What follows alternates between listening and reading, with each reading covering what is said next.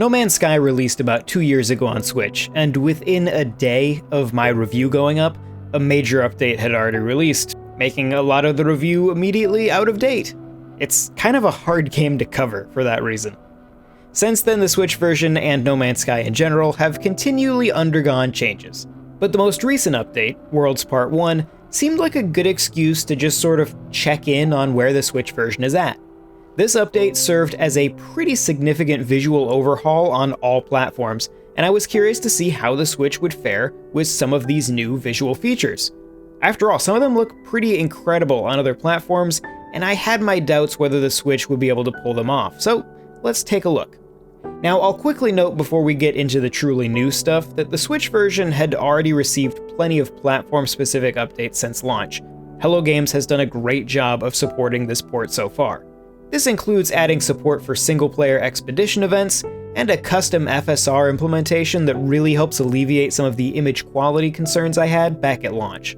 The Switch version was in a great place heading into this update, though it still lacks direct online multiplayer and NPC settlements, two features I'd really still like to see added in. But those exact kind of technical omissions are why I was so curious about this new update. Because it's very technical, it's all about graphics.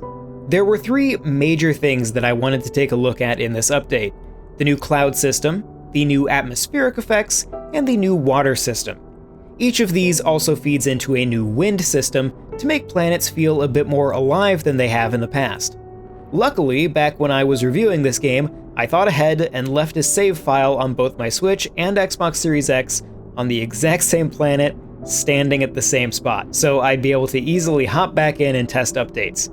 And it just so happens that this exact planet happens to have lakes, oceans, crazy atmospheric effects, and pretty dynamic cloud coverage, so it wound up being the perfect test site. I mean, just look at this place on the Xbox version. Honestly, the bubbles constantly flying through the air are a bit much, but they make for a great point of comparison, so let's start there.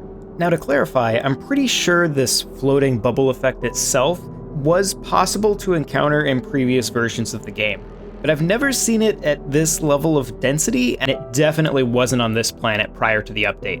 I've also personally never encountered it on the Switch version, but that might just be my experience. Anyway, regardless, its updated implementation still gives us a look at how this updated atmospheric system works.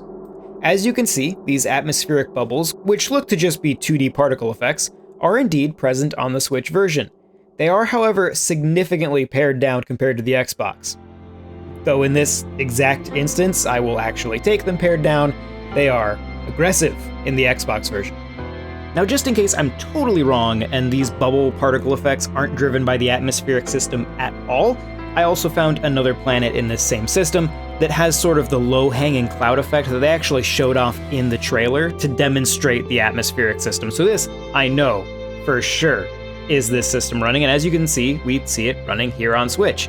Like with those bubbles, they're a bit less dense, they appear to be rendering at a lower resolution, but they are very much still in place on Switch, and are very impactful. I wasn't able to find a storm actively occurring on this planet like you see in the trailer, but I would imagine in those instances you would get something very similar to what's being shown off there. Now, the updated cloud system was a bit harder to test for. While the Switch version has always maintained the volumetric clouds of the other versions, which is pretty impressive by the way, they're significantly lower resolution, so trying to assess if they're more complex is a bit difficult.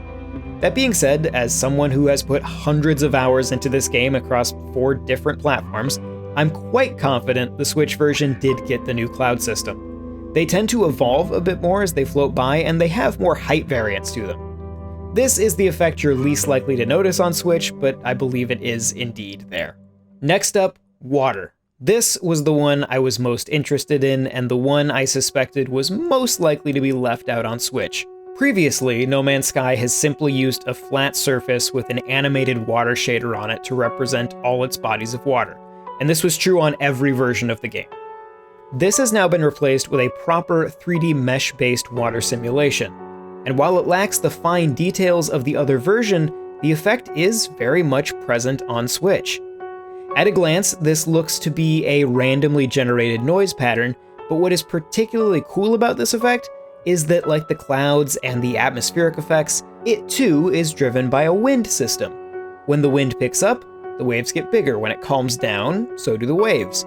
It also seems to be aware of the size of the body of water in question, so standing beside a small pond probably won't get too wavy, but head out into the middle of the ocean and things get a bit more exciting.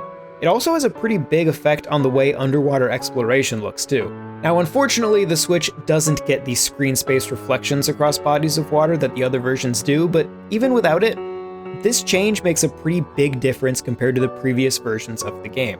Planets with big oceans just look so much cooler now. None of this seems to have any noticeable effect on performance in either resolution or frame rate.